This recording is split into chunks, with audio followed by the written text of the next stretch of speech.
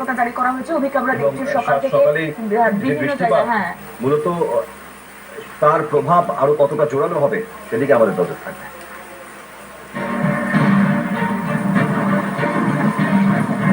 আসছে রেমাল। পূর্ব মধ্য বঙ্গোপসাগরে গভীর হলো নিম্নচাপ। সকাল থেকে দীঘাতে প্রবল জলোচ্ছ্বাস। শনিবার কলকাতা, উত্তর চব্বিশ পরগনা, দক্ষিণ চব্বিশ পরগনা, বাঁকুড়া, পুরুলিয়া, পূর্ব বর্ধমান, পশ্চিম মেদিনীপুর এবং নদিয়ায় বজ্রবিদ্যুৎ সহ হালকা থেকে মাঝারি বৃষ্টির সম্ভাবনা। পাশাপাশি বইতে পারে 40 থেকে 50 কিলোমিটার বেগে ঝোড়ো হাওয়া। এছাড়া কলকাতা, উত্তর চব্বিশ পরগনা, দক্ষিণ চব্বিশ পরগনা, নদিয়া, বাঁকুড়া, পুরুলিয়া, পূর্ব বর্ধমান এবং পশ্চিম মেদিনীপুরে কমলা সতর্কতা জারি করেছে আলিপুর আবহাওয়া দপ্তর। রবিবার প্রবল বৃষ্টির আশঙ্কা উত্তর ও দক্ষিণ চব্বিশ পরগনা জেলায়। 200 মিলিমিটারের বেশি বৃষ্টি হওয়ার সম্ভাবনা দু এক জায়গায়। কলকাতা, হাওড়া, হুগলি, নদী এবং পূর্ব মেদিনীপুরে 200 মিলিমিটার পর্যন্ত বৃষ্টি হওয়ার সম্ভাবনা। 100 মিলিমিটার পর্যন্ত বৃষ্টি হতে পারে পশ্চিম মেদিনীপুর ও পূর্ব বর্ধমানে, জানাচ্ছে হাওয়া অফিস। সোমবার 200 মিলিমিটার পর্যন্ত বৃষ্টি হতে পারে কলকাতা, উত্তর ও দক্ষিণ চব্বিশ পরগনা, হাওড়া, হুগলি, নদিয়া এবং মুর্শিদাবাদ জেলায়।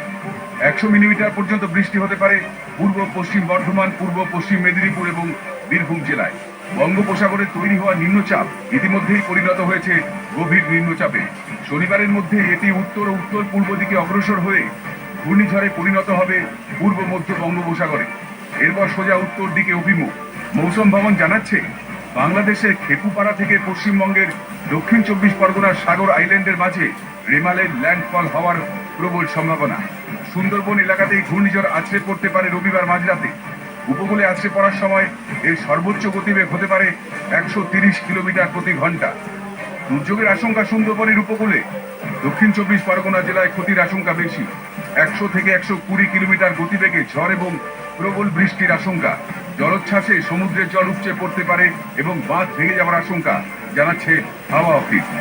নদীর উপকূলবর্তী এলাকার মানুষজন ও মৎস্যজীবীদের সতর্ক করতে মাইকিং করা হলো শনিবার সুন্দরবন কোস্টাল থানার উদ্যোগে। দক্ষিণ চব্বিশ পরগনা জেলায় দুর্যোগ বাড়তে পারে ঝোড়ো হওয়ার সঙ্গে প্রবল বৃষ্টির সম্ভাবনা। 100 থেকে 120 কিলোমিটার পর্যন্ত দমকা ঝোড়ো হাওয়া বইতে পারে। উত্তর চব্বিশ পরগনা জেলাতে 100 থেকে 110 কিলোমিটার পর্যন্ত ঝোড়ো হাওয়া বইতে পারে। কলকাতা, হাওড়া, পূর্ব মেদিনীপুর, নদিয়াতে 80 থেকে 100 কিলোমিটার পর্যন্ত দমকা ঝোড়ো হওয়ার সম্ভাবনা, জানাচ্ছে হাওয়া অফিস। আসন্ন ঘূর্ণিঝড় রেমাল থেকে সতর্ক থাকুন, সুরক্ষিত থাকুন এবং নিরাপদে থাকুন। অদ্রিজা ঘোষ, বিনোদ মণ্ডল, রাজীব নস্কর, হরিপদ মণ্ডলের রিপোর্ট, ক্যালকাটা নিউজ।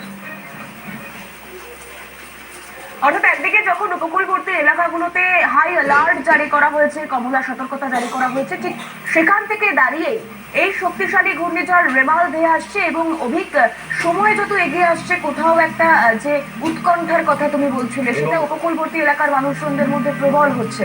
তিথি, এর আগে আমরা দেখেছিলাম আমফানের পর, অর্থাৎ 2020 20 মে যে আমফান আছড়ে পড়েছিল, তারপর যে সমস্ত ঝড় যার নামকরণ হয়েছিল কখনো ফিফপ্রান, কখনো ইয়াস, কখনো ফণি, তার পূর্বাভাস যা ছিল সেই তুলনায় অনেকটা বদলে গিয়েছিল তার অভিমুখ গতিমুখ।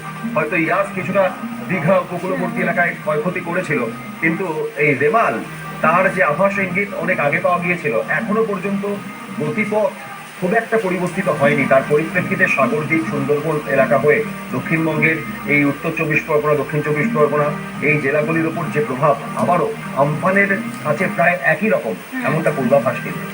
একদম। এবং সেক্ষেত্রে সব থেকে গুরুত্বপূর্ণ অভিক, আবহাওয়াবিদরা যেমনটা বলছিলেন যে প্রায় 22 ঘন্টা ধরে তাণ্ডব লীলা চালাতে পারে এই ঝড়, এবং এই রকম পূর্বাভাস বোধহয় এর আগে কখনো আমরা পাইনি। এবং এই 22 ঘন্টা ধরে তাণ্ডব চালানোটাই সব থেকে বড় উদ্বেগের। তার কারণ আমফানের গতিবেগ ঘন্টায় অনেক জোরালো হওয়ার সত্ত্বেও যেহেতু খুব দীর্ঘ সময়ের স্থায়িত্ব ছিল না, কিন্তু এই রেমাল 110 থেকে 130 বা 35 কিলোমিটার। এক্ষেত্রে অভিক এটা আমরা বলতেই পারি যে আমফানের থেকে গতিবেগ কম হলেও স্থায়িত্ব অনেক বেশি থাকায় তার প্রভাবটা খানিকটা বেশি পড়বে বলে মনে করা হচ্ছে। এইটা নতুন করে কিছুটা ভয় ধরাচ্ছে তিথি আবহাওয়াবিদদের, যে দীর্ঘস্থায়ী এত একটা ঝড় কতটা জোরালো প্রভাব ফেলে।